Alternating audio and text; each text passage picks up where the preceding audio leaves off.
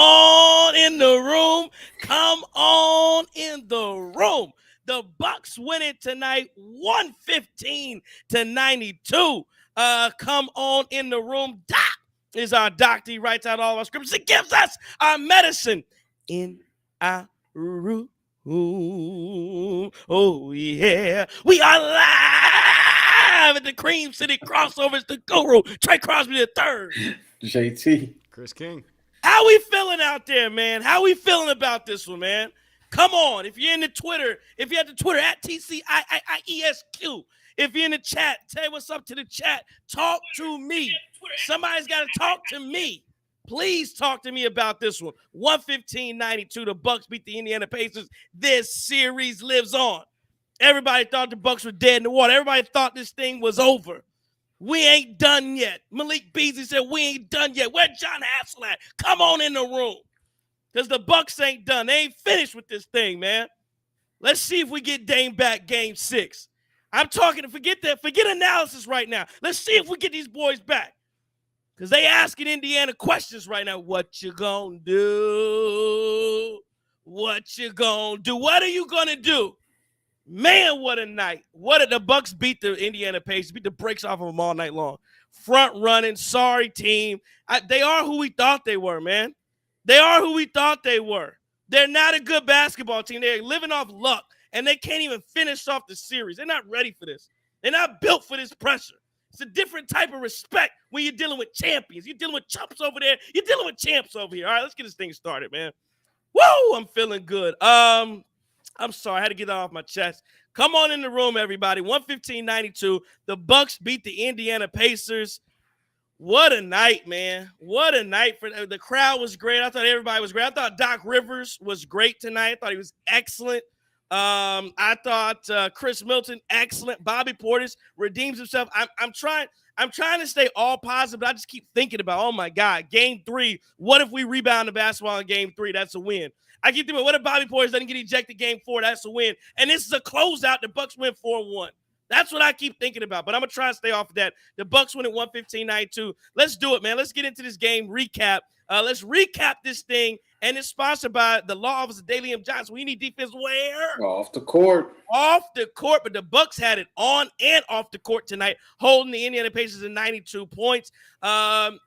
The law office of Dame and Johnson give you criminal defense, traffic, OWI defense. Please get home safely from the fight serve form. I know you're happy. So traffic, OWI defense, just in case anything goes wrong.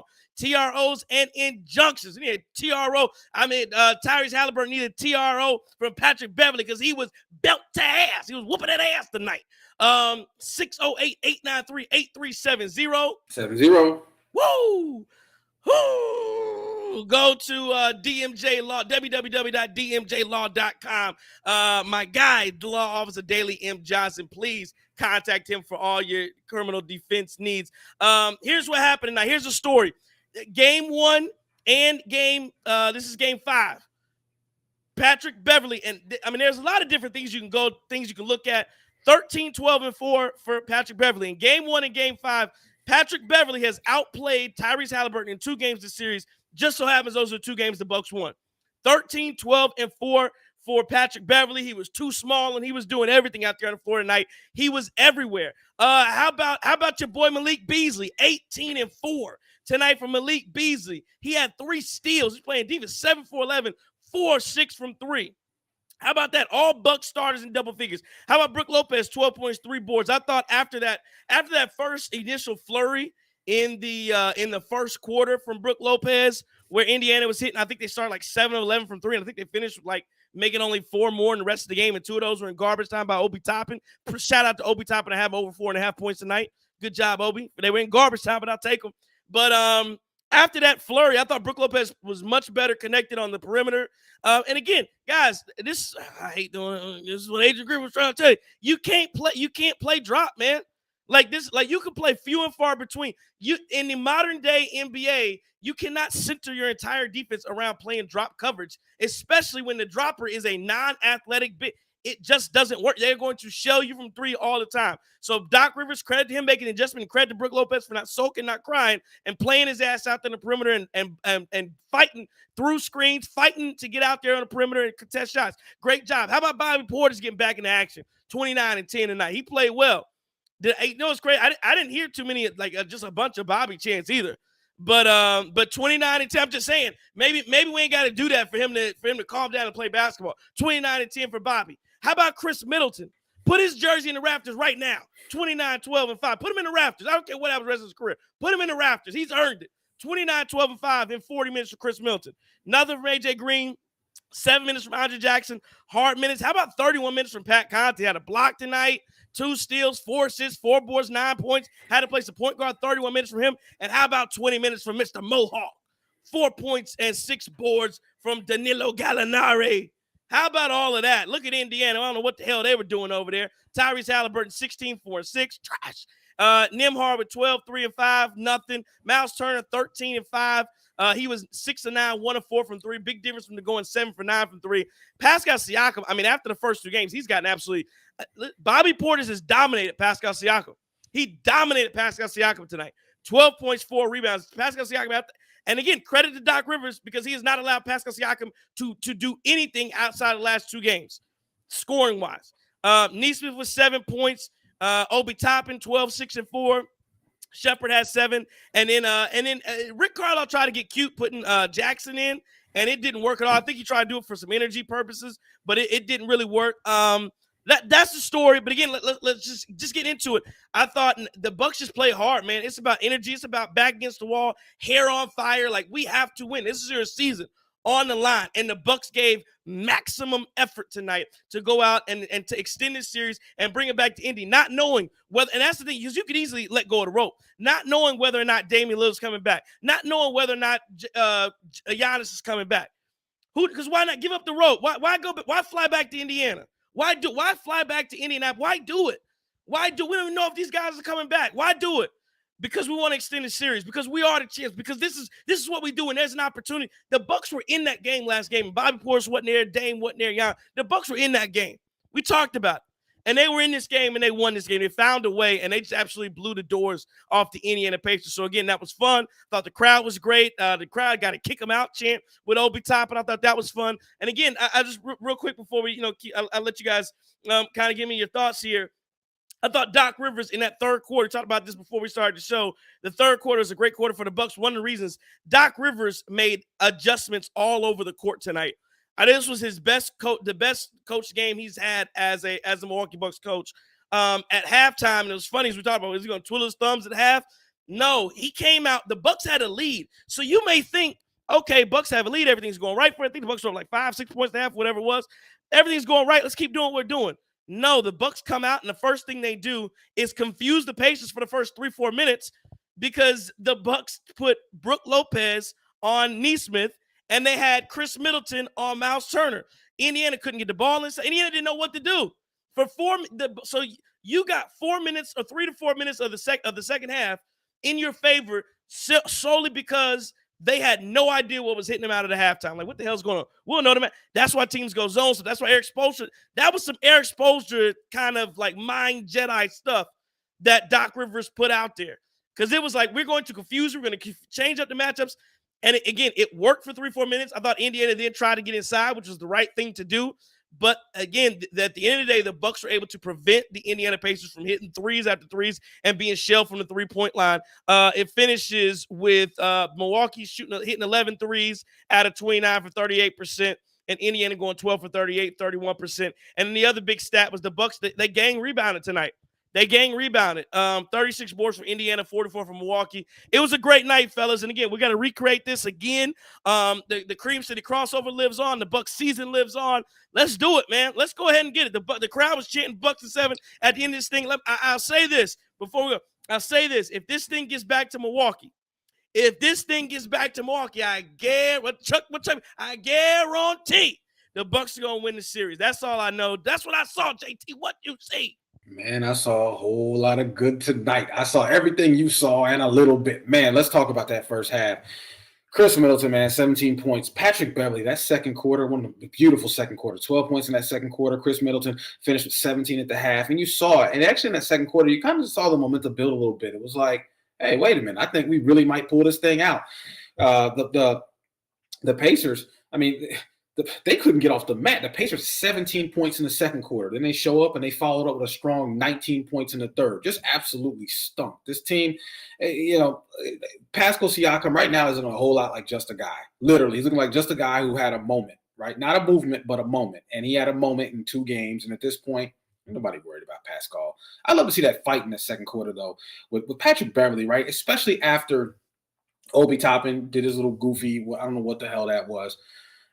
Shove that man unnecessarily because Pat Bev was reaching for the ball. And what's Pat Bev do? Man, next possession comes out and responds with an and one. I absolutely love that. That's how you do it, right? That's how you do it. Pat Bev got his face, didn't cross the line, then comes out and showed it on the court. And that's something that you just got to, you just love to see that fight in them. Now, the Pacers, these fools had one player in double digits at halftime.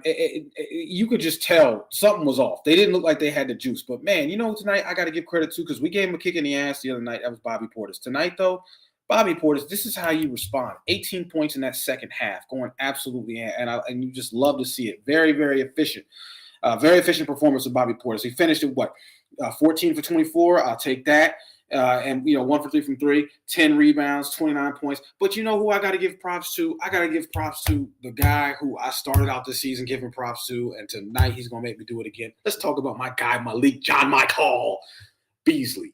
Man, that man had 18 points in the second half, brother. He had 18 points in the second half. Got absolutely electric. At halftime, he had 0 points. But tonight, hey, man, he caught it. Malik Beasley said, listen, I done made a lot of stuff for my money during this regular season. May have lost a little bit, but we're going to get this thing back. We're going to get this thing back. You're going to remember me. If you're going to remember my last performance, it's going to be heroic. And I absolutely love the way Malik Beasley came out and just responded tonight. And, man, Doc, third quarter adjustments. We've been talking about it. Guys that had way too much, drinking Capri Sun in the locker room? I don't know what it was, right? Capri Sun, eating orange slices or whatever. Doc took that away, gave these boys some water.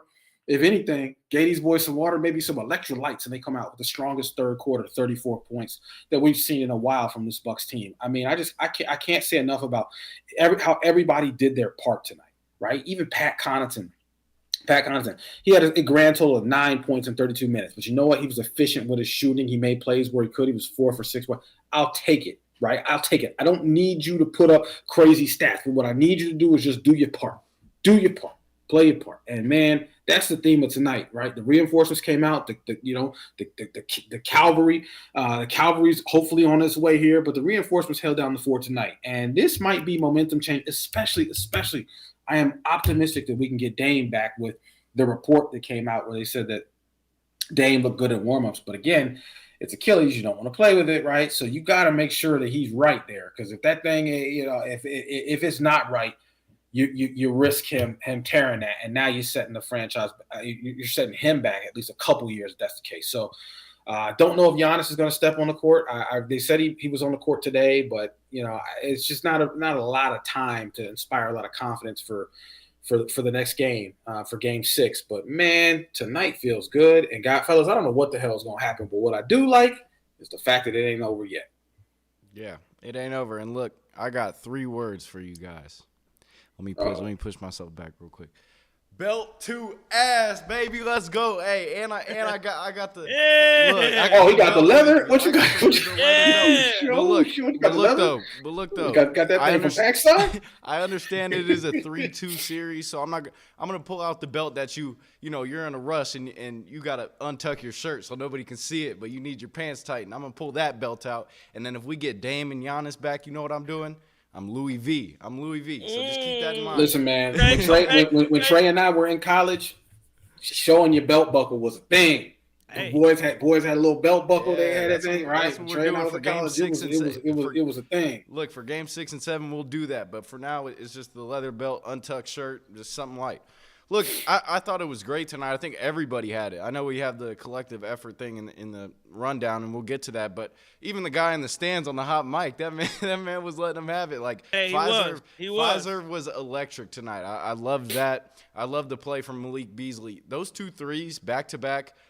that put us up 19 points were electric. And by the way, this is a side note. I think the Bucks might have the zestiest celebrations in the league. I saw Pat Bev with the hand on the hip. Hey, hand on the hip with the Super Bowl was crazy. That was hilarious. Which, by the way, you know what? I'm gonna take this moment and I'm gonna give the Nassus some props, right? Because if there's anybody on that team to stay ready that's gonna be in the action, it was the Nassus. Did you see the dust up with Obi Toppin on the sideline? Guess who the first man over there was? That was the Nassus. He about that action. You know what? Hey, he played it. He did his part tonight too. Love it. Yeah, I mean, it was everybody, and this is what we've been asking for from this Bucks team. I don't know why I had to take 3 losses in a series with the Indiana Pacers to get that, but it's the effort. Pat Connaughton out there actually going for offensive rebounds, going for 50-50 balls. Pat Bev won, it felt like every 50-50 ball that was on the court. That's what we needed. And then the defensive effort, I just can't say enough about what Doc Rivers was able to do, the adjustments. This is who the Pacers are. They tried to show us. This is who Rick Carlisle is. He tried to show us, and he's doing that. And I'm so glad they were able to get this win tonight and keep this show going. Some other things I saw, look, Bobby Portis and Khris Middleton matchup hunting, just taking advantage of mismatches, and that's so important in scoring. We needed to get stops. We did that at a high level, but we needed to score as well. And that's why you saw us create such a big distance. And it just makes you wonder, you know, we give that same effort in game 3. This could be a totally different series, but for the moment, I'm just so glad that we were able to get this dub, continue the show on, and continue this whole season run. Hopefully it goes past 6 and 7, and we might see you guys for more. Listen, I echo all of those sentiments. This is what you wanted to see. This is exactly what you wanted to see from the Bucks. You wanted to see them go out and like you said, you talked about the effort. You talked about how they play defensively. Again, you hold the Pacers to 92 points. Is that the way you're going to beat the Pacers? Again, we know it's going to be a new type of game when you get to Game 6 in Indiana. But you had to hold court here. You absolutely had to. And just like you talk about that fan, the Bucks like embodied that. Again, they absolutely punked the Pacers tonight. It was like you gave the Pacers a shot, and they didn't know what to do with it. Again, it's one of those things where experience does matter. And again, I there's so much credit to go around. I got to give a lot of credit, of course, to Doc Rivers, because again, we talked about in the show. We thought, okay, the adjustment here is Andre Jackson Jr. He's got to play. He plays 7 minutes tonight. He plays 7 minutes, and we go Danilo Gallinari. Like, you're finding ways to win, and that was one of those. You find a way to win, and you just have to find a way to get to the next game. So again, Doc Rivers, ton of credit for doing that.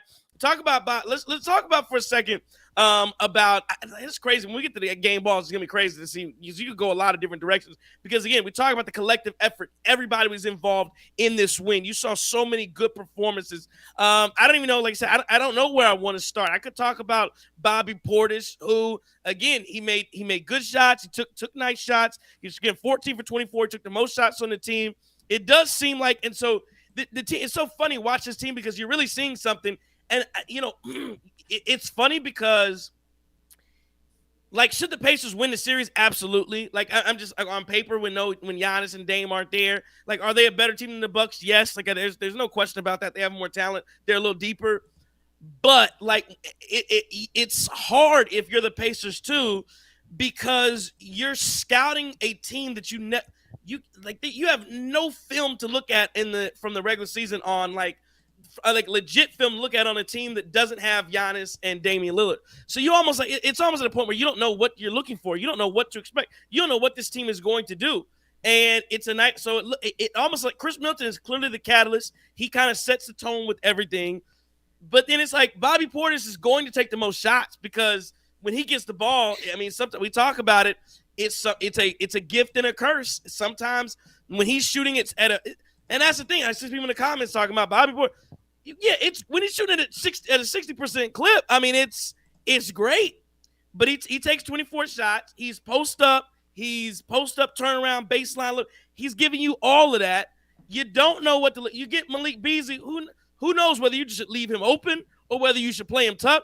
Tonight he's 7 for 11, 4 6 from 3. Khris is 4 7 from 3. I don't think he hit a 3 the other night. Like you really don't know what to do. And then again, but I think this game, so 115 is a really good number for the Bucks. That's a number that can win you a game in the playoffs against Indiana Pacers. But 92, when because we know a couple things about the Pacers, they don't defend well. But if you can find ways to stop them, you should be able to score. And again, to me, this game was about the defensive effort from the Milwaukee Bucks, the extra efforts, the efforts on the glass. And really, again, after that first 5 minutes, it was about flying around the perimeter and making plays. And I think it was one of those things where you feel the momentum start to build. And I think the Bucks got down. And that's the thing, the Bucks got down like 10 points in the first quarter. But once they settled down and finally committed to stopping the shots from three, and Indiana really didn't adjust to getting inside quicker, and I think that's going to be an interesting thing to look at when we look forward in Game 6. Like, what is the adjustment and the difference that Indiana makes? I get it, shooting the threes are nice, and they always look great when they go in. But when you have a team that's finally starting to adjust, and you're not as open when you take those threes, they almost shot. I'm not going to say they shot themselves out of the game because they didn't, but they shot the Bucks back into the game, and the Bucks withstood and held that momentum throughout, and ultimately just never gave it back to Indiana. Which again, testament, credit to the Bucks, credit to. I just don't have bad words from anybody from the Bucks, man. I thought it was great. I thought it was just great maximum effort. And listen, man, this is what you want to see. Absolutely what you want to see. 100% what you want. And you know what? Indiana learned a lesson tonight. There are levels to this thing when it comes to being an elite team in the NBA. And you see that with the Bucks. The Bucks didn't have their guys, but they are a more experienced team. And this Bucks team at full strength is one of the best teams in the league. Whereas Indiana, I think that's debatable. Legitimate, right? That's debatable. You could argue Indiana's offense here, but everybody else, I think even your casual fan, even your fan, they'd say, yeah, but this Indiana team can't play a league of defense. Right? They just can't. It's just not gonna happen. This Indiana team is not playing D. Nope. Yeah, don't. Okay. All right, I'm all right. Y'all ain't gotta pause me. We good. Bucks after dark. But anyway, that's just kind of the thing. And I love to see it. I thought this team tonight was energetic. I thought they were feeding off each other. I mean, man, I just really thought this win felt good. I can't remember the last time a win felt this good. Right. To watch this Bucks team play all. I see Khris smile. Okay, all right. I just want to make sure. I'm just like, oh my God, did I just say something crazy? No, look, because when you just said that right there, it brought me back to the 0-4 stretch where we were losing to the Wizards and the Raptors and whoever else that was. But it felt good. This win felt good. And you know what it really did is it reminded everybody how deep this Bucks team is. It reminded everybody. I think a lot of people outside of Milwaukee really don't realize how good Khris Middleton is. And I know that he's had some goofy moments this year, and we've talked about it. And he's looked like the flexibility is gone by the wayside. And there's been moments where he's out there shacking, and we're just like, what was that, right? But man, Khris Middleton, we always talk about it, arguably best mid-range shooter in basketball. If not one, he's probably top three. Oh yeah, he's been great all year. And but what I'm really inspired by is the fact that Khris Middleton has put this team on his back, throughout this entire playoffs. There's no question about that. And the way Khris has stepped up and been a playoff riser is something that none of us as casual fans were expecting, and evidently Indiana wasn't either, because they don't have an answer at all for what Khris Middleton is doing. And it's great because sometimes he's out there. It looks like he's playing old man basketball. But you know what? As we all learn, hey, old men got that old man strength. They got that old man experience. They're the old man mind, and there's always a role for him. There's always a spot for him. So where athleticism is leaving him, I think skill and basketball IQ is serving him well. And you just love to see it, man. Also, Pat Bev be playing old man basketball too, right? Pat Bev play that. Mark Jackson, he's doing a whole lot of backing boys down at the 3-point line, but it doesn't matter because, again, his court vision, IQ, and the fact that Pat Bev is that Swiss Army because he really can make play. You're not relying on Pat Bev to give you 15 and give you 30. But he can do it. That's what I mean. Maybe not 50, but you get what I'm saying. Pat Bev will give you double digits. It's just there's so many assets on this team, and there's so much experience on this team. And you combine that with the talent, and, man, these boys ain't giving up, right? They're not going down without a fight. And Indiana learned it the hard way tonight. They learned that there's levels of this thing. I don't know if they thought they was going to come here and skate or do whatever, but, man, whatever they thought they was going to do didn't happen. Side note, what was the dust-up between Dame and Halliburton's brother at the end? So there is a video going around, and there's not a ton of it, and so I don't know if anybody in the chat we're obviously doing the show, so I can't really investigate what's going on. I got sent a video from our producer on 973 The Game, Andrew Ludwig, who there apparently was a dust up between Damian Lillard and Tyrese Haliburton's brother, the one who claims he was called the N-word at Fiserv Forum, was at game 1. He looked like he was on the court. Damian Lillard walked over to him, and that's all that you don't really see much in the video that was sent to me, but apparently from what we were told, Jay Crowder had to come and take Damian Lillard away from Haliburton's brother. So again, a lot of bad blood with these two teams. Again, you've already had an ejection. You had Obi Toppin get kicked out. You got Bobby Portis get kicked out last night. The other night, yeah, Obi Toppin get a technical today. You've had double text for taunting violations in the game prior. I mean, so this thing has started to ramp up. The energy's ramped up. Remember, Pat Bev had some words about Tyrese Haliburton the other day. Tyrese Haliburton talked about his brother not being welcome in fight. So the animosity has continued to build, and I think again, it would literally be like this stone cold moment. I just hear the glass breaking. If Giannis walks through that damn door, game 6, oh my god, I don't know if it's gonna happen. I don't think it's gonna happen. Maybe it's gonna the stone cold is gonna be Dame, but woo boy. Oh man, if anything like that could happen, I know all the issues that are going on. I know Giannis is running. Apparently, again, he's not running at full speed from what I hear. But man, if you can get it to a game 7, Giannis, you got. I know you may not be able to. You got to step on the court. You got to give me 5. You have to. Here's the thing, John. Can he be active? Can he just be active? And can I get a rebound? Can you come in and get a couple rebounds? Something. And can I give you? I want the fear that Giannis is gonna come into the game. Oh shit, he active. What's going on? Even if you can't step out there and do nothing, man, I need something, man. Games. If I get it, if you can't play game 7, you gotta be active. You gotta be active. I'm gonna be honest with you, man. Like, I think if Dame comes back, right? If Giannis can't go, I think if Dame comes back, I think Indy's in trouble. I really do. I think if Dame comes back, I think Indy's in. And I say Dame because I think it may be more feasible for Dame to come, even though I'm still not sold on what the hell's going on with his Achilles. I'm not really sure. I mean, if it is like a tendonitis issue or something, okay. And it truly is a pain management issue where he can't injure it any further, which is what they've said, which does not make medical sense at all, but okay. Then man, throw that man out there. If he can go, I think we might be all right. I think we 100% got a chance to win this series. And what you love about that little interaction you talked about, Trey, is that throws any doubt that Damian Lillard is not invested in this team all the way out the window. Like, this man is sticking up for whatever nonsense is going up in the crowd with players, brothers or whatever it is. And so I just love that mentality from Dame. And like I say, hey, don't poke the bear. You do not want to poke that bear that is Damian Lillard, because we've seen him perform throughout these whole playoffs, and then the injury happened. And now if he is able to come back, there's going to be no doubt about any motivation to go and put belt to ass. I'm gonna show y'all the clip real fast, even though this is about to be trash. It's inconclusive, but you can see Dame walking over here.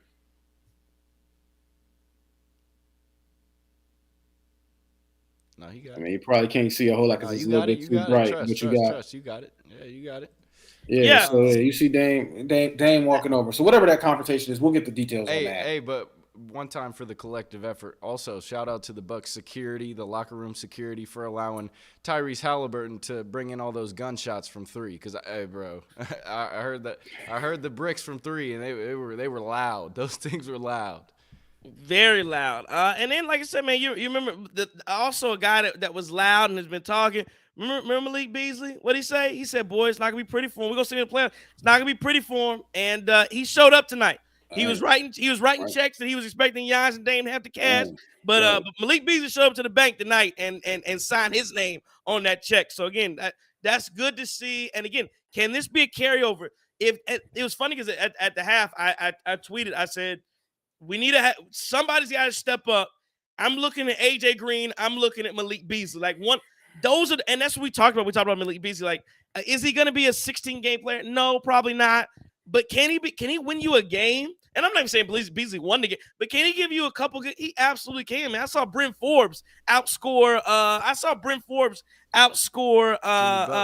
Jimmy Butler in this series, man. So yeah, no, if Beasley gets hot and he's doing his shimmy, like I said, the zesty shimmy, all that stuff, man.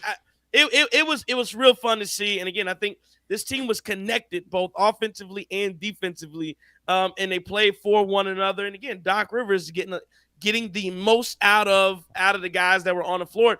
It was a very very Eric Spoelstra like effort from Doc Rivers. That it's funny, it's funny because and people won't talk about it.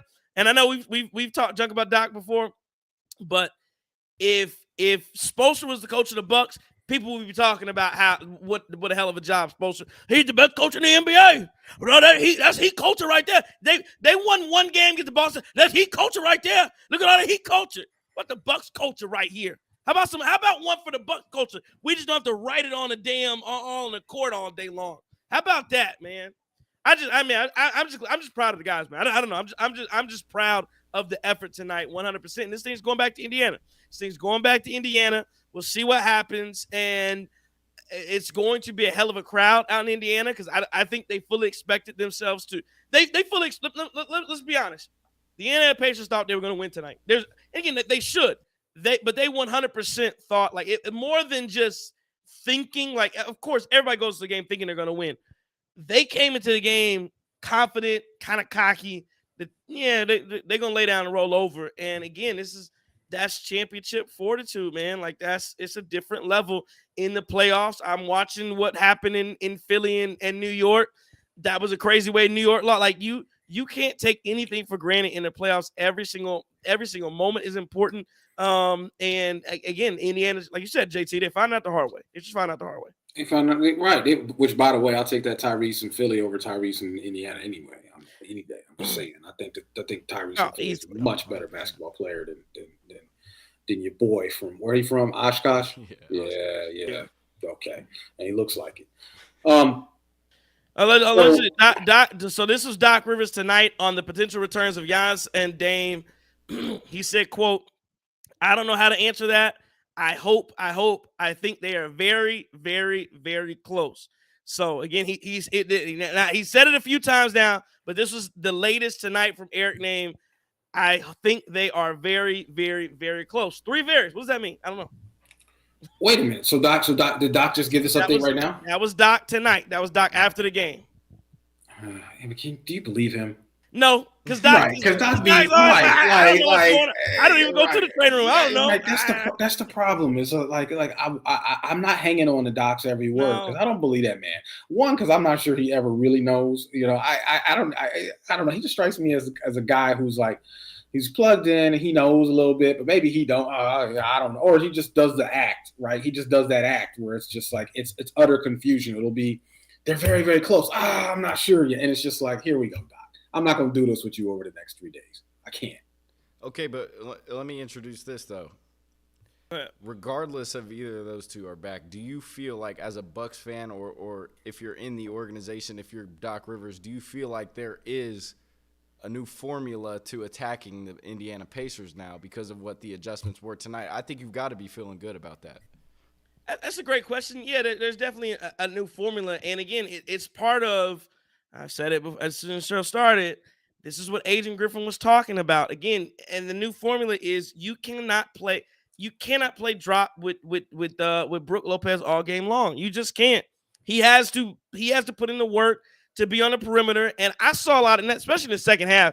I saw a lot of off ball switching. Like this is what I will say though. Going in, it was almost like Doc Rivers showed every card he had tonight as far as adjustments go. And I think that question is going to be, how much is it going to hold up in Indiana? Rick Carlisle's going to come up with some new things as well, some new schemes, because the key for Indiana should have been to get the ball into the paint much more than they did. And I think it's almost like that's the thing though. It's kind of like the Boston Celtics. When you hit threes at such a high rate and high clip, it's so easy to fall in love with that 3 ball. Like it's so easy. Hey, we're going to hunt threes all night long. We're going to push the ball around the perimeter and somebody's going to screw up a rotation in Milwaukee. We push the ball enough I heard freaking, I think it was Spiro, whoever doing the hell the game on TNT. He said that the Indiana Pacers are like the damn Golden State Warriors. They said, doesn't this offense look like the Golden State Warriors? I said, hell no. The Golden State Warriors, Steph Curry's Golden State Warriors, That's or glaze. or Baron Davis. What the hell? What Golden State Warriors he talking about? So but again, that's the mindset that these guys have. We the Warriors out here. We gonna hunt it. We gonna man. They looking at Miles Turner and thinking he Klay Thompson. They looking at Haliburton and think he's Steph Curry. They thinking that's the mentality that they think they kind of have when you're hitting threes like that. And again, it's hard not to get outside of that mentality. But they really should have been pounding. They should have been pounding the paint tonight, and I think they waited way too long to get to it. And I think the Bucks did again. Khris Middleton was down there trying to defend Miles Turner, on the block. Like Pat Connaughton was down there trying to defend Siakam on the block. I thought, again, and I'll say this: I've said it. Bobby Portis has done a really good job on Siakam in the last game. Well, he didn't play game 4, so I guess game 3 and game 5. He's done a really good job on the block on Siakam. So I give people flowers when they're due. And so yeah, when you say there's a new formula offensively, you got to stay hot, and the Bucks are finding some success for some different guys. Khris has got to stay doing what he's doing. So offensively, I think you're okay. I think again the question is, can you slow down the Indiana Pacers? And the Bucks tonight, probably more so than they did even in game 1, they controlled the pace and the flow of the game much better tonight. Just one more note before JT, I don't know if you want to get on that question. One more note: the Bucks made playoff history tonight, getting the win. First team ever in NBA history to win a playoff game without their top 2 scorers from the regular season. First team to ever do that. Wow, that's a real stat? That is a real stat. And you look. I said it on last show. You knew it could be coming. We've seen the highs and lows of this team, but we've really seen the highs of some of the bench depth throughout the season. It just hasn't been consistent. But you knew eventually, right, the Pacers go for 20-plus threes last game. They set their own career high in the game before in game 3 with threes. It had to come down to earth at some point. And the Bucks had to get back to where we know they can be, and that was tonight. And I'm glad it was, because it was a game at home, a game where your back was against the wall. But it's also good for their confidence, man. You got to think Malik Beasley is going into game 6 and thinking that he can knock down some open threes. You've got to think that Pat Connaughton is out there, giving his best effort. And you got to think Pat Bev is out there feeling like he can provide something offensively and defensively, which we already know he does. So, I just thought it was a huge win tonight. And without your top 2, it says a lot about this Bucks team's character, about their effort. And, hey, quite honestly, it says a lot about their age. Look, they're experienced and they're veterans, and they know how to get a win when everything's against you. So I'm glad they got the win for sure.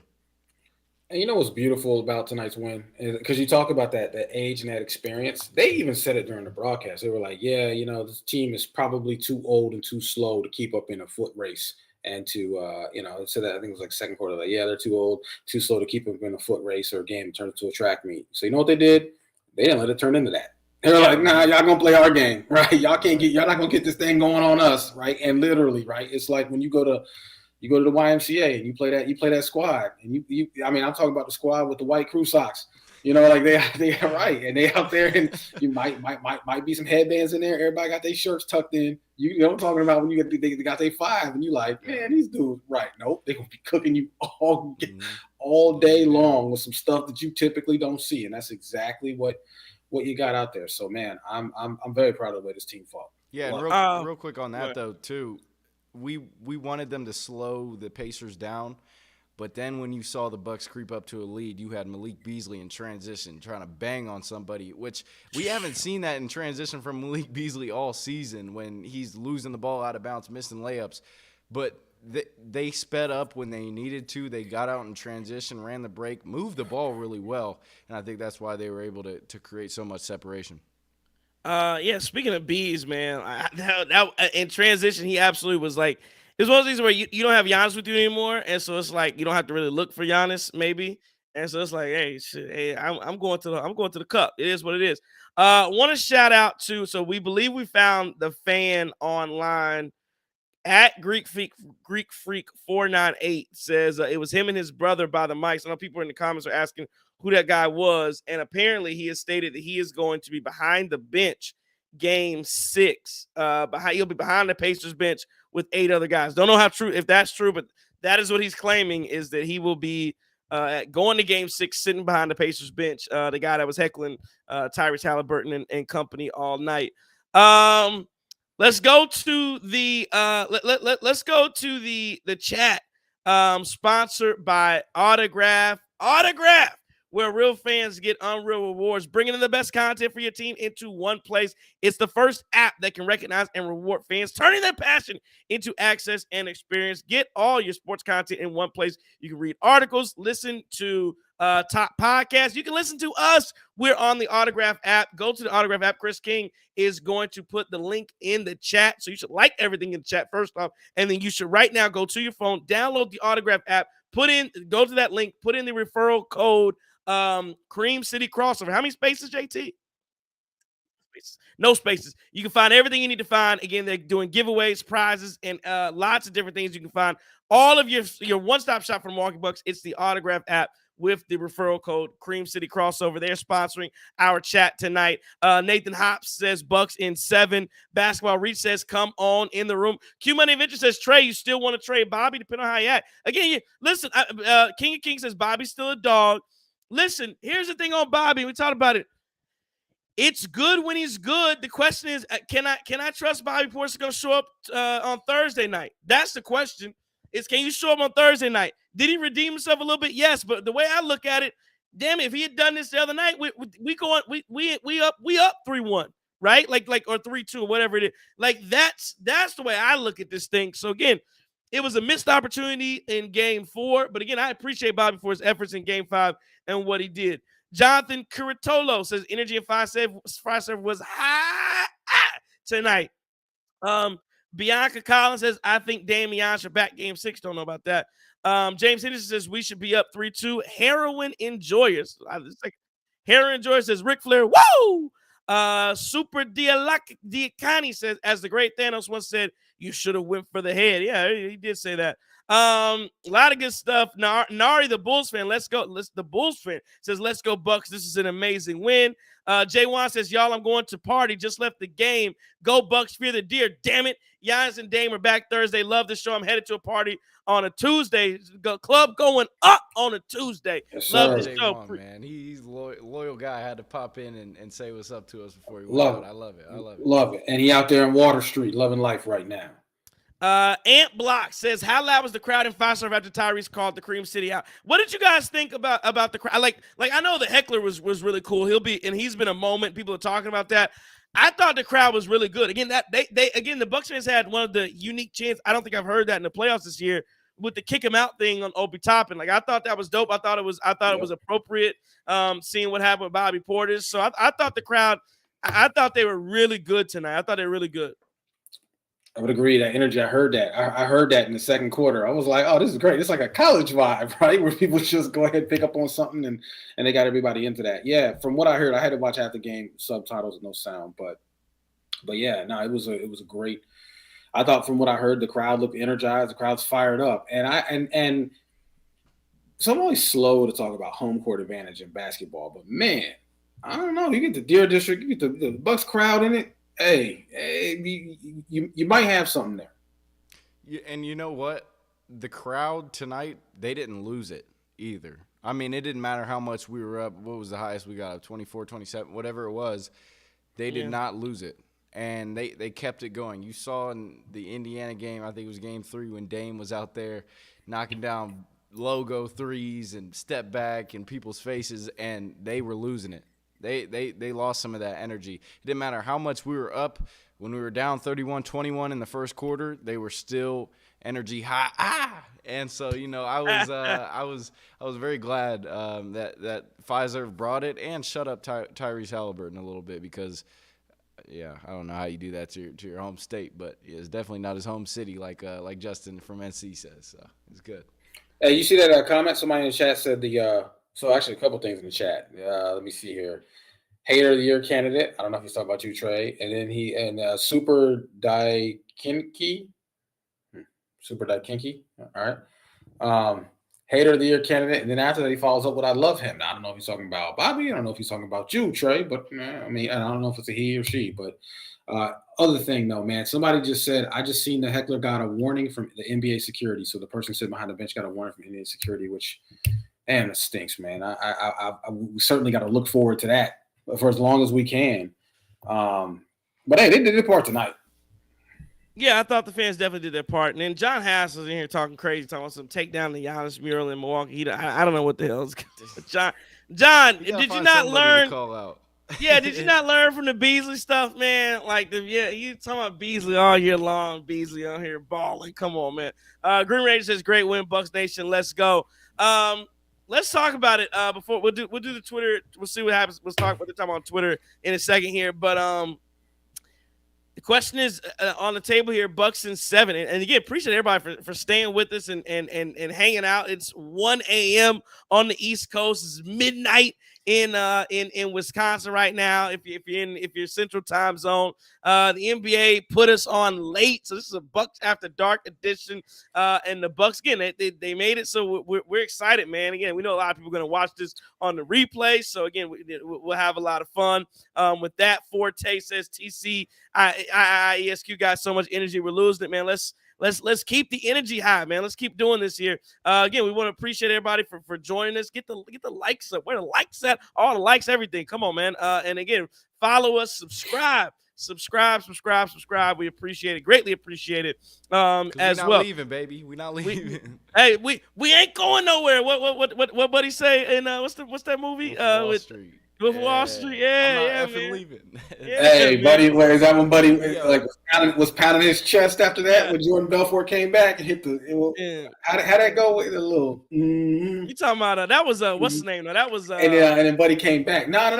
Jordan Belfort was doing that too after Matt McConaughey taught him. Oh, okay. Hey, Matt McConaughey. That's what I'm thinking. Matt McConaughey. Yeah. Ant Block says, "Hit the like button. We still here." Yeah, absolutely. But yeah, the question on the table, Bucks in 7. Okay, so Khris, you asked the question. You know, what do the Bucks have to do to have some momentum here as we're heading into this thing? Like realistically, okay. So the Bucks get a win, right? I look at Game 4 and I say, and as we talked about, yeah, they are here, man. Like this was not one that they were in that last game too. They didn't have Bobby Portis. And they didn't have enough to get over the hump, and they got shelled from 3. This time they find a way to stop the 3 balls from shelling them. They get enough points, they get stops, they dictate the pace, they get the win.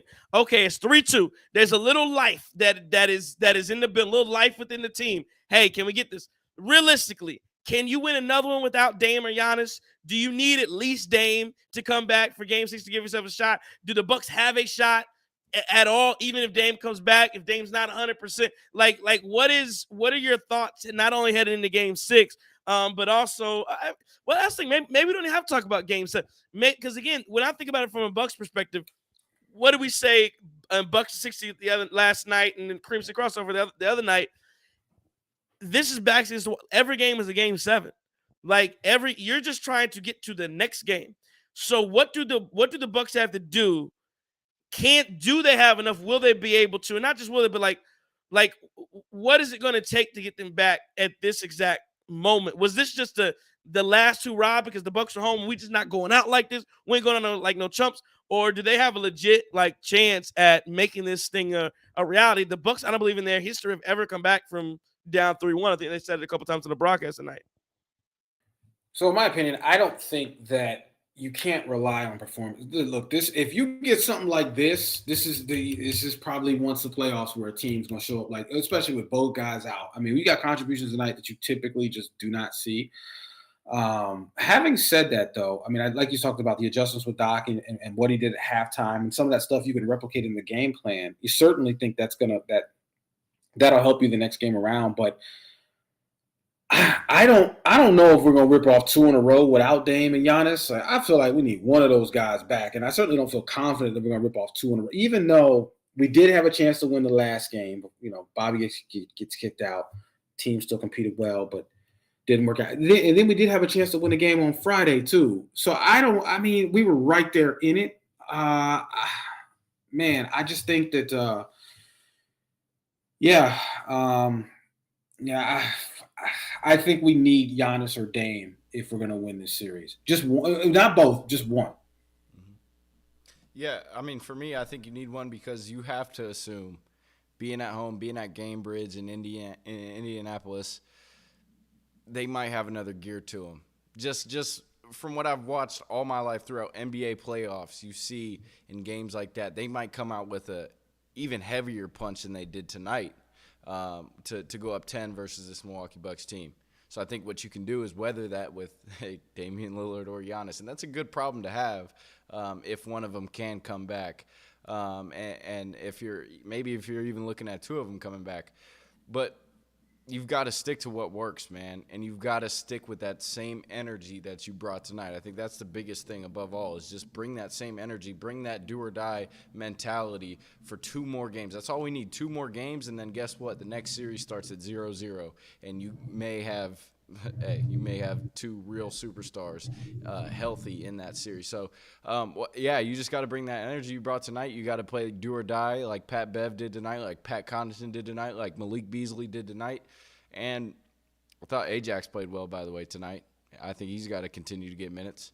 So I just think it's from top to bottom. The energy, the adjustments all have to be there. Feed the hot hands, whoever's out there between Beasley, AJ Green, Ajax, who's giving you the best minutes, you ride them until somebody else needs to come in and take your place. They play, I ain't gonna ride them. Yeah, all right, yeah. You Wow. play them. You play them. Hey, There's the first one, boy. Oh man, But yeah, that's my thing. Hey, yo. Yeah, no, that was bad. That was bad. But that's my thing is just like the energy cannot lose a step, but also you have to be willing to take their best punch. And then, if you win 6 in Indy, I feel real good about what 7 would be in Milwaukee. Yeah. So that's what I'm saying. This is as important as a game in this series to me as it gets. So, yeah, I'm excited for it, though. I think they'll be up for the challenge. And when you got veterans in the locker room and you've talked the talk like Malik Beasley has done in the press conferences and stuff, you better walk the walk, and I think they'll do that. Prime. Sponsored by Prime. No. JT. Better than Celsius. Celsius. Nah, man. I agree with you. I think there is that opportunity and that chance. And again, if you're Indiana, I definitely agree if the Bucks get this thing back in Game 7. There's this real feeling that Indiana's going. They're definitely going to feel it. I don't think they're going to lose any confidence from this one tonight. I think they definitely think, man, this is a missed opportunity. We got to lock in and go get a dub. But yeah, if they lose the next one, they're going to be shook. So I don't know if they're necessarily shook after this one. But it's like, can Pat Bev and I keep going back to Pat Bev and talking about the game that he had because we're talking about Bobby, we're talking about Khris, like Patrick Beverly again. When he can match the output of a Tyrese Haliburton, I mean, what again, that's he's their best player. And so we talk about that. So how many times we talk about that this year with Damian Lillard, where like somebody else's guard outplayed Damian. If Patrick Beverly is outplaying Tyrese Haliburton, Indiana could definitely lose the basketball game. I mean, from an assist standpoint, you could definitely find a way to get that win. I think Greg Carson on the chat said, is it fair to say if Bobby didn't get ejected, we would be up? I don't know if it's fair to say that like for sure, but they would have a better chance. And again, they were all in that game. They were all in that game in Game 4. And Bobby did get ejected. So who knows? Go ahead. Is Game 6 tomorrow? Well, technically yes, because it's midnight. Oh, travel day, travel day. Cool. Well, no, he's saying I looked at it like tomorrow. I was like, wait, hold on. Is that okay? Yes, technically, yes, it is because it is midnight. I know, it's late. You know how we play on back to backs throughout the regular season. It was not good. Yeah. So glad we get that rest day. We good. But yeah, so that's. I mean, it is what it is, and we'll see. Like I said, what type of energy Indiana comes out with, but. The Bucks, they're all in this. Again, I can't say they would have won the game with Bobby Portis, but they are 100% in the series. And that's why the question for me remains about when you talk about Damian Lillard, talk about Giannis. I think there was some apathy within the fan base as a whole when it's like, well, what are they coming back for down 3-1? Why would you like? It's a different level of risk. Because you have to kind of think about, and that's what I want to get, the risk reward. And I get that the risk for Giannis and Dame is that you tear your Achilles and you're out for a year, and oh my God, it's all bad. But like, but if this were the finals, I get it's not. If this were the finals, Kevin Durant, I promise you, he would take that risk again. I promise you, he would. I promise. Kevin Durant, when he tore his Achilles in the, I promise you, he would do it. He would do it every day of the week and twice on Sunday, because that's what a competitor would do. Like, if you can get out there and play in the finals, like, you live for those moments, you go do that. It's a little bit different of a story. Again, the window is, because we could talk about, Achilles and legs and what's going to happen, but your window is shutting now. So it's like, I'm looking at the East. This is probably the weakest East we've seen in a while. Like, I'm watching the Knicks-Philly series. I'm not impressed. I think I get, and New York plays some great defense. They do. Philly has Embiid. Embiid has looked good. At times he looked bad. He had 9 turnovers, and I think he played better in overtime tonight. Maxey was a baller, but like, I'm not super impressed by Philly. I'm not super impressed by New York. Boston just lost Kristaps Porzingis to the same calf right soleus that Giannis has, so he's gonna be out probably another 4 weeks. You know the injury history Kristaps has. Indiana, they about to go 6 games, and Dame ain't played since the end of game. Dame couldn't finish game 3. Giannis ain't played those. Indiana's not impressed. Like, none of the Cavaliers and the Magic are going to none of these teams are impressive, man. So it's like, if somebody just said in the chat, if you can get out the first round, like, this is a year you can get to the finals. This is not like being in the Western Conference where you got to go through a gauntlet like that bad man Anthony Edwards over there in Minnesota, or trying to go through the Joker out in Denver. That is not what's happening in the East. And so, get Miami's hurt. Like, it's all these different things that you're adding up to, like, this. I don't want to say easy. They're never easy, but it's not as hard to get past the Eastern Conference and get yourself to the finals. Like, if the Bucks were fully healthy, I think I know JT, the expression JT, let's say, you skate to the Arizona skating to the Final Four, Marquette skating to the. I think the Bucks skate to the final, at least to the Eastern Conference. At least not the way I said. Not the way I said. Man, it's skating on a board, right? Not the rollerblades. But that's my point. There is that there you can, like, I don't see, there's not the amount of resistance that you see in the Western Conference. So do you see this level of, okay, it's 3-2. If I'm Damian Lillard, I'm 80%. Man, if I go out there and get a 3-3, hey, GA, if I can get it back 3-3, you think you can roll game 7? Okay. I need guys to come out and play, man. I need guys to come out and play. That's all. I mean, yeah. They just got. I see what you're saying. If they go 3-3, but I think if it goes 3-3, then I wonder if Giannis would be ready, right? I think the problem now. I hate that we do this as fans, but when somebody says, "Hey, he'll be out 2 to 4 weeks," what do we all assume? Oh, that means 2. Yeah, 2 weeks he should be good. Yeah, damn well that don't mean no 2 weeks, right? And it's all and it's never in stone, right? It's just, this is general guidelines. We say, 2 to 4 weeks they should be okay. Okay, but that's not for that specific individual. And, look, the reality of it is okay, he's starting to run. He's starting to work out. He's starting to do some on-court stuff. Whether or not you can clear him or not, because, again, Giannis is going to go 100 miles an hour anytime he's on the court. Like, he does not know a different gear. So it may be a situation where you're not playing him to save him from himself, because you're like, yeah, he's good, but he's not going to go out there and go 80%. He's not going to go out there and go 70%. And the chance of potential injury is high. But somebody said in the chat, which made sense, maybe worst case scenario, you might be able to put him on a minutes restriction, and that's how you save him from himself. Like, all right, well, we're just going to get you on a minutes restriction because I know you're going to go out there and go hard the entire time. So maybe a minutes restriction, maybe a limited minutes restriction for Giannis in Game 7. But the way I see it right now, we got to get to Game 7. Game 6 is our Game 7. So if Dame's got it in the Achilles and he's good, then we got to treat that game like our Game 7. I don't want to look to Game 7 because this thing could be over if we don't do what we're supposed to do in Game 6.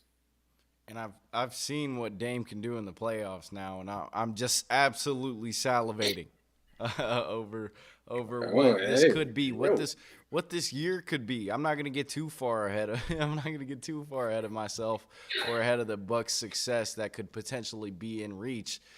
But man, you know how I miss watching playing basketball? Giannis Antetokounmpo, man. I miss watching him play, and I need that back. But also, look, I'm very confident when it comes to if Dame is able to go.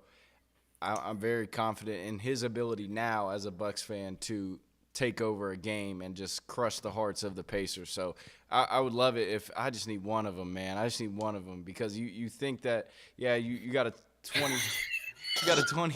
Come on, bro. I got a 20-point win without the two superstars, dog. If one of them comes back, what can this be? Can it be a 30-point blowout win at Indy? I think so. Come on.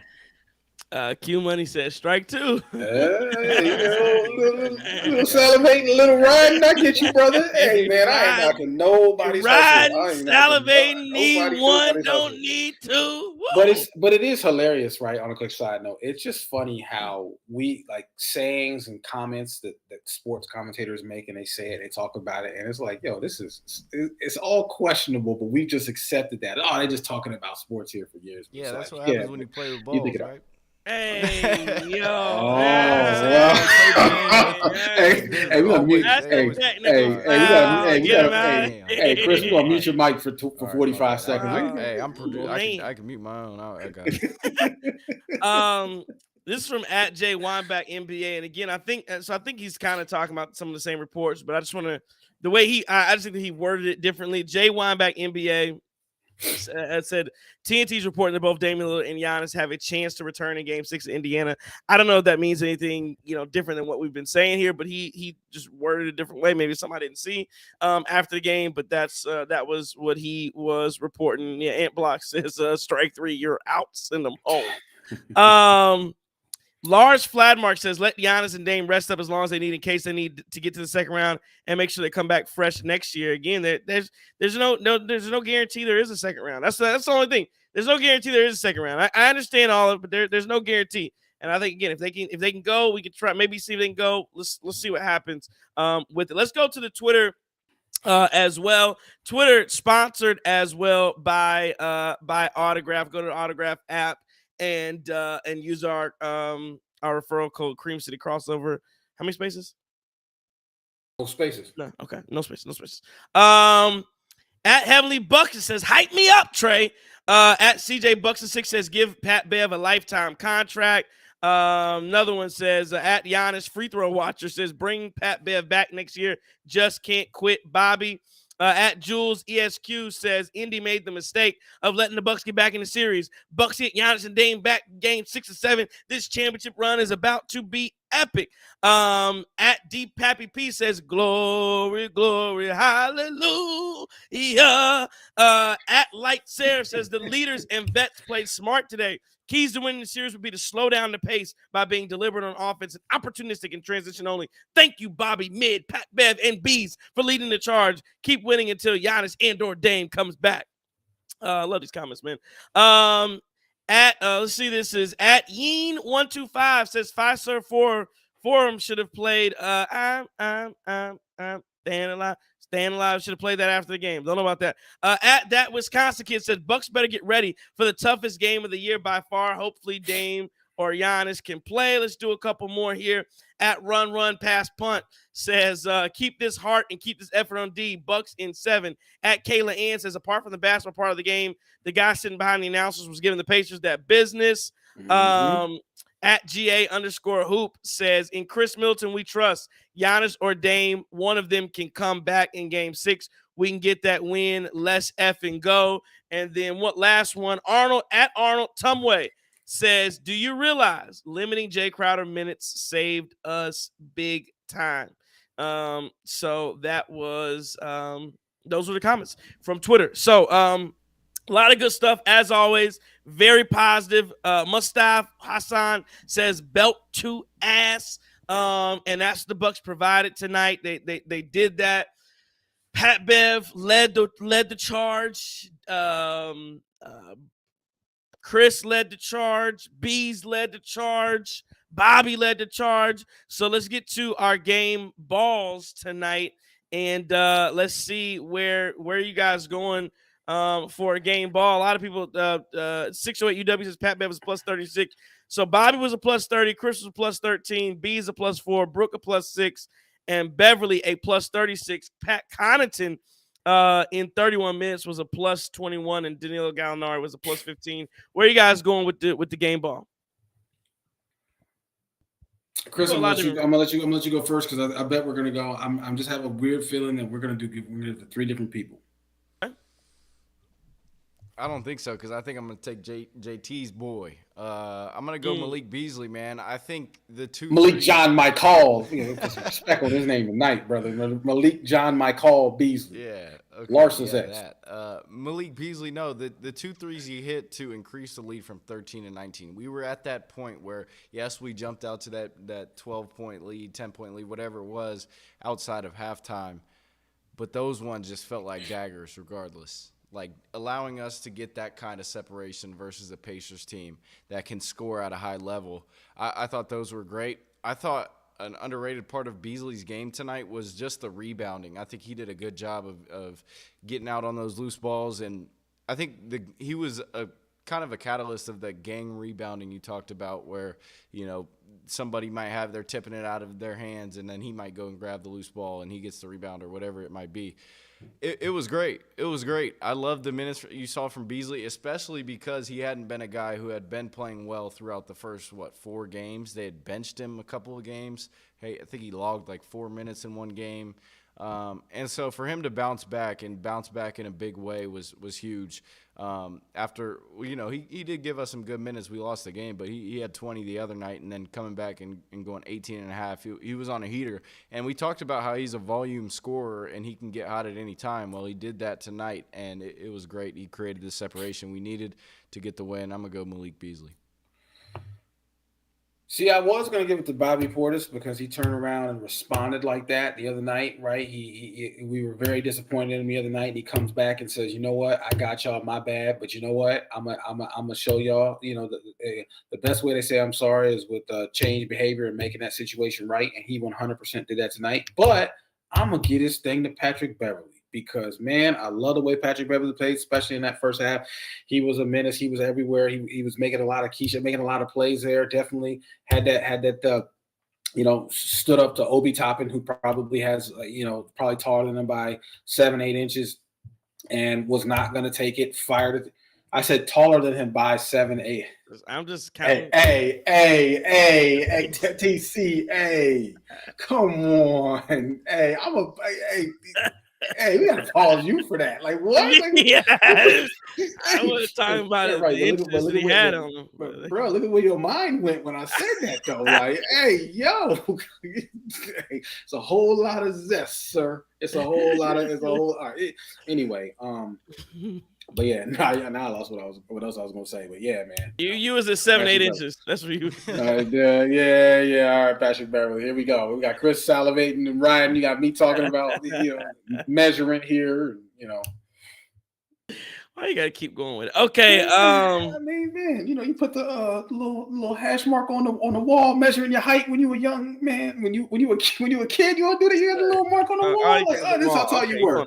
Okay, yeah, I'm talking about the wall, bro. Like, come on. I thought you were talking about the ruler. But what's the little joint that people the little the little tape measure joint, bro. Step in too deep. All right. I'm done. All right. Between the salivating and the riding, and that's too deep. All right. It's late, man. It's getting late. Shout out to Khris, the content creator king. I'm talking about content creating. All right. Put some respect on that man's name. He is the content king. Khris, the content king. We gotta wrap this show up. Ant Block says past midnight pods. Hey, okay. He said, what's going on? Zestologist question mark. All right. My game ball. Let me get it back. My game ball. It sucks. This actually sucks because Khris goes to Malik Beasley. JT, you're going Pat Bev. Yes, sir. I was gonna go Pat Bev. Now I'm gonna pivot off Pat Bev. I feel bad because there's two guys with 29 points, and it feels bad that Bobby Portis isn't gonna get a game ball tonight because I'm going Khris Middleton with 29, 12, and 5. 9 for 24, 7 from 3, 7 9 from the free throw line. I mean, again, Khris Middleton is just the catalyst who has held this thing together for the Bucks for the last for this entire series. I mean, Khris Middleton's been that good. You go to him whenever you need a big shot, whenever you need shots. He sustained the Bucks all game long, all series long. He has just been a glue guy. And again, we talked about whether you get rid of Khris at the end of the season. I can't do it. I can't do it. I just can't. He's been that good, and no matter what happens now throughout the regular season, I just have this feeling that I know Khris is he's going to bring it in the offs. And again, he does it tonight. And they just haven't been. He's doing it in all different ways because you're talking about a guy who's basically on one leg, and it's not like he's just putting up points and getting back on defense and just all I got is points for y'all tonight, and that's every game. He's had to have multiple double-digit rebound games. 12 rebounds. He led the team in rebounds tonight. Like he's fighting for everything. Listen, man. I just think Khris has been so good. Again, Bobby had 10 rebounds tonight, but Khris Middleton 12. He's just been so good, and I can't ask for any more from Khris Middleton trying to lead these guys and trying to get the Bucks out of the first round with no Giannis and no Dame. So again, Khris Middleton is going to get the game ball. Really, if I was to give a second game ball, the other guy I want to give a game ball, I can give two. I give one out to Doc Rivers because I think Doc Rivers absolutely deserves one tonight for the way he's prepared this team for, again, talk about history. The Bucks made history, first time ever been done winning a playoff game without your two regular season top two scorers for the regular season. So again, Doc Rivers, masterful game plan tonight, masterful adjustments in game. He pushed all the right buttons. Again, we were calling for Andre Jackson Jr. to play 20, 30 minutes. He plays 7 tonight. And I thought there were some moments where he could have maybe went back to Andre Jackson Jr., but listen, man, you get the win, and Doc is going to trust his veterans. And again, playing Danilo, I would have never thought Danilo Gallinari getting 20 minutes would have been an answer. But to my surprise, not only did Danilo Gallinari play 20 minutes, they weren't bad. Like I don't think they were like great, but I mean, was he a net? I mean, he was a positive tonight on the floor. So I give Danilo Gallinari credit for staying ready. And then the other thing, then Jay Crowder gets a DNP CD. So, I mean, who would have thought Jay Crowder doesn't play? So, Doc Rivers pushing all the right buttons, too, man. So, I got to give him a lot of credit for that. Moses says, Pacer fans aren't here talking smack tonight, ? No, because they are front runners. That's what they are. And I know maybe they'll be here tomorrow. They're front runners. And front runners don't come around when they lose 115-92. They don't want to be seen. They in the house. They hiding. They ducking. I mean, and it's what most like. What time is it in Indiana? It's 1:30 right now. You got some real hard. 12:30. They on Midway. They on Central Time. Oh, they on Central Time? No, they're Eastern. Indianapolis ain't on Central. Yes, it is. Trey, it's 2 hours for me. It's Eastern. Bro, now I'm about to. For real. It's Eastern. It's 1:37 right now. How you gonna jump in? How you gonna jump on a Bucks podcast and talk crazy at 1:37 when y'all took an L and y'all took an L when we didn't even have our? Come on, man. Man. I don't see it. I don't think they got that in them. I think the Indiana fans is waiting to the next game before they say anything. Well, of course they are. Of course they are. Yeah, that's what they are. I want to touch on what you said too, Trey. With Khris Middleton, you can't let him go after what you've seen. But also, you've got to think that regardless of age, regardless of his injury history, I think his game translates to being a guy who can continue his success up until maybe late 30s. And so that's, bigger picture, and we'll talk about if this season ends prematurely or if they win the finals. We'll talk about some of that stuff. But I just think from what I've seen, like this guy can keep his pace up, keep his scoring at a high level for a long time, even though he's 30-some. So I love it. And then Ant blocks with the cream after dark is crazy, but the other one you can't let go though. You can't let go Pat Bev either. Pat, you got to find a way to bring him back. Pat, you have to find a way to bring him back, and I'm sure you will, right? Because he's Doc's guy, and it's kind of followed Doc with the Clippers and the Sixers. So you got to bring Pat Bev back. I just don't see how. And Pat Bev is tender age of what, 36? Man. Yeah. Hey, well, it doesn't matter either way. Yeah, he's a high IQ player though. Right. You have to bring him back too. I think this team's gonna look much different. Or Pat Bev's 35. He'll be 36 starting next year. But yeah, I don't see how you don't bring him back. But again, fortunately tonight is not a preview to the offseason podcast because we went belt to ass, baby. Belt to ass. Jameis Winston eating dubs in here too. Hey, I'm gonna clip that. All right. No, you don't have to. I crack open the Basil Hayden, but it's 12:40 at night right now. We get it cracking and go to work tomorrow. Yeah, not the move. But yeah, man, Pat Bev definitely. He's a guy that I think the Bucs should bring back. And again, that we talked about it. We talked about it before in the show, but what a move from John Horst. That was the move he made at the trade deadline. And again, as good as Pat, again, we could argue, and I think we agree that Cam Payne is a better, just like pure offensive player, shot maker than Patrick Beverly. But Pat Bev just does all the little, the intangibles, the little things, and again, it adds up tonight. And there were some moments where I think Bobby dribbled the ball off his foot coming in the backcourt. Danilo Gallinari had a turnover in the backcourt because Indiana's pressing.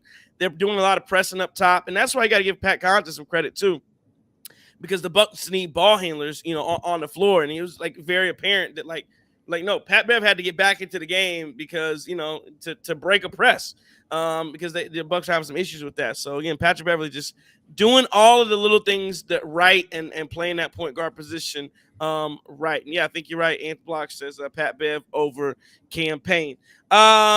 Yep. Let's before we get to our look around, any final words? Bucs win at 115-92 over the Indiana Pacers. Before we get to look around, what you got? I think we said it. Okay. Yeah, we pretty much touched on it, but I'll just say this. I'm glad to get another post game with you guys, and hopefully it could lead to many more. So I'm glad we got the dub tonight. Yes, sir. Post game lives on. 76ers win 112-106 over the Knicks in overtime. That game should not have gone to overtime. That was crazy. The Cavaliers beat the Magic 104-103. That series, the Cavs are leading 3-2. All series in the East right now, outside of Boston and Miami, 3-2. The Bucks beat the Indiana Pacers 115-92. They get the dub. That Knicks game again. I was watching that. I watched that until it got to overtime, was when the Bucks started. But the Knicks were up 4. I don't know. I just remember they were up 5. Kind of like how the Sixers lost the game 2, and I mean where the Knicks had this thing. The game was over. They should have won the game, and they're up 4, whatever. What? I think they were up 6, and then Tyrese Maxey gets a 4-point play shooting a 3, and Mitchell Robinson jumps into him. And fouls him, and it's just so you just can't play stupid, man. Like in the playoffs, those are the plays where you shouldn't you should see smart basketball, and that was just a dumb play. The Knicks should have closed this thing out. But yeah, that's gonna be a fun game 6 that comes up. And again, shout out to Tyrese Maxey, puts up 46 tonight, 46-9-5. He really saved the Sixers season, and then he had a big 3 right after that as well. Basically a logo kind of Dame 3 ball with 9 seconds to go to send it to overtime, and the Sixers get the dub, and they'll run it back to Philly, and Knicks fans were pretty loud in Philly the other night. We'll see how that goes. How about Tobias Harris with 19 points as well? 49 minutes for him, 47 minutes for Embiid, 51 minutes for Tyrese Maxey in overtime. Yeah, that was man. How about Tyrese Maxey, man? You got, what was it? The 2 big threes in 16 seconds to uplift this team, and it's wild because you thought, wow, his team was about his season was ending the way it started, because he came out with a bang to start out with the Sixers, and I believe that was against Dame in that first game. And then, how about Tyrese Maxey? Man, salute to him. I would absolutely love it if the Sixers knocked off the Knicks. I would have it, because you know what that means. Oh, you know what that means.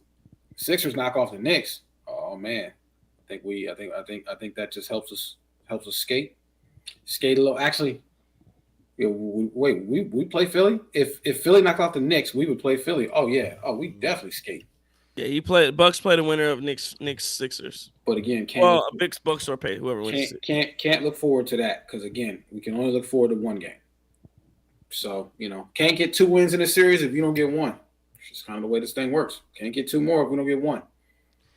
Yeah, what I saw from that Philly game, I mean, it was just crazy how that ended up going down. And Maxey I've kind of been high on Maxey, I feel like, all year, because I think he, especially with Embiid going out, he has to carry a bigger load to – come on now. Like, he has to carry a little bit of a bigger load than a normal, 23-year-old would have to. So he's stepped up, and I think his game is really damn fun to watch, and I think he deserves all the praise he's going to get for this win. Question is, can Embiid not have that quadruple-double?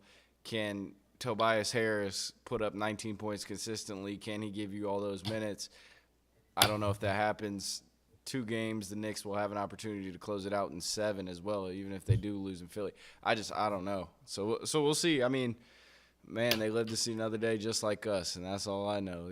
It would be crazy if we get 2 3-1 comebacks, but I'm feeling better about the Bucks odds than I would be about the 76ers. I don't know. Well, the Sixers have their guys. That's the only thing. Sixers have their assortment of players. If you tell me Dame and Giannis were here, I mean, I feel great about our chances. But you never know. We'll see how it goes. One more tweet at Wisconsin HFC says, just got back to the bright lights of Sheboygan. Proud of the effort tonight. They didn't fold and they punched back. Work will be rough in the morning, but I'm glad I made the trip down to 5-serve. Worth every minute of missed sleep. Go Bucks. That's how you should feel, man. Gus Polinsky. That's how you should feel. Like that's the feeling of being a fan and going to these games. Like you spend your hard-earned money, you spend your time, you spend, you got to go to work in the morning. You're tired, you're sleepy, but it was worth it. And we talk about this all the time. When these classes where people, well, should you pay for an arena? Should state funds, should the owners pay for all the arena, whatever? Like and you're not gonna get back in what you put into it. There's no price. Put a price on?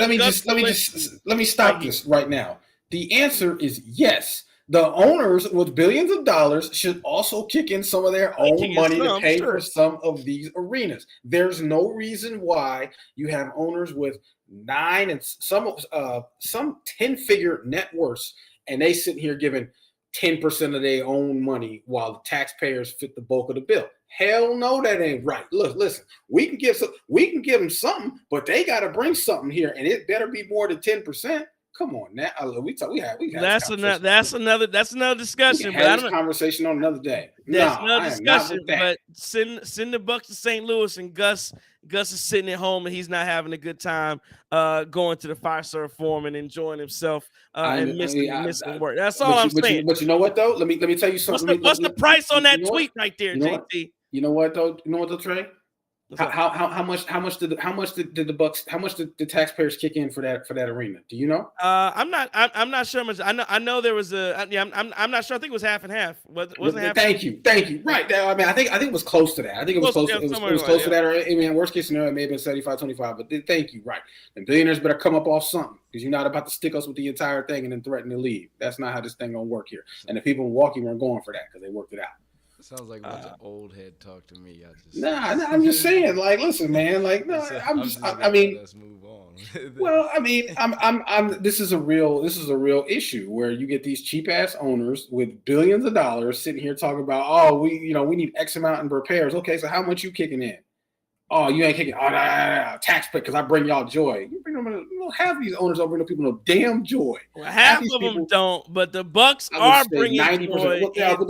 And you know what they did? They paid 50% too. Thank you. You can bring something. And like because you're not gonna show up to the party and eat. I'll say this. I guarantee you the people of Seattle wish they had a basketball team. I know that much. Well, I bet you they wish they had paid. I bet you they wish they paid a little more and had a basketball. Because every year they begging for a team and they ain't got one. So I don't know this. I don't know the story behind Seattle as to what the breakdowns or whatever it was. But anyway, we had this conversation. That's those are always conversations to have. But anyway, shout out to Gus Polinsky. He enjoyed himself on his ride from Sheboygan down to Milwaukee and back. Listen, man, Bucks is 60 is tomorrow. Woo, this is another show. Bucks is 60 tomorrow night. That should be fun. A nice 7-3 the game, 1070 in Madison. Talking Bucks and talking this win with you. So again, check us out there.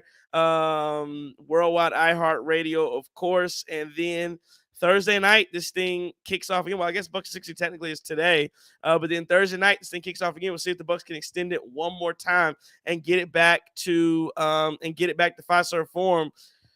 Who knows? Who knows who's going to play? There's a chance that Dame plays, chance Giannis plays. It sounds like there's more of a chance that Dame than Giannis. We'll see. We'll get some updates tomorrow. Hopefully, some guys get on the court and are able to run and cut a little bit more.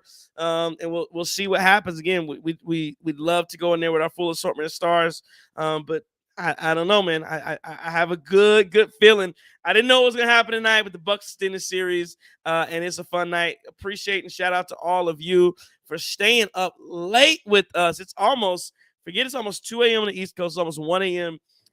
In the Central Time Zone. So again, appreciate everybody for checking us out, staying with us here at the Cream City Crossover. Appreciate all the likes and the follows and subscriptions. Please do that. Helps us out a ton. And what else was I going to say here? I'm forgetting anything else, guys. Shout out Dame and Johnson autograph app. Go ahead.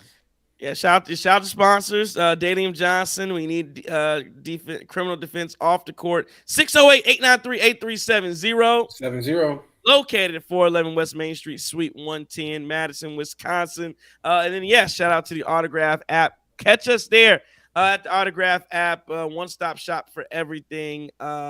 Use our referral code, Cream City Crossover. Yeah, Ant Blocks, you got it. No spaces. Right. Yeah, I'm trying to think, man. I'm losing it tonight. It's late. I'm losing it trying to wrap this thing up. Hey, you know what? The best news is we got another one coming up on Thursday. So yes, sir. Good. Yeah, look, you don't have to wrap it up with nothing profound because we get to come back. We're back. Have another show. So absolutely. Right with that. All right, sounds good. Listen, man, we appreciate everybody. Tell a friend to tell another friend about the Cream City Crossover. We will be back right here on Thursday evening, no matter what happens, win, lose, or draw. This has been a Cream City Media Group production from the Guru Trey Crosby III. JT. Chris King. Bucks series 3-2, baby. Let's go. Let's ride. Let's rock. Let's do it. Let's get this thing back. Hey, man, if we are your enemies, only because we dare. To tell you the truth, don't take no wooden nickels. Courage.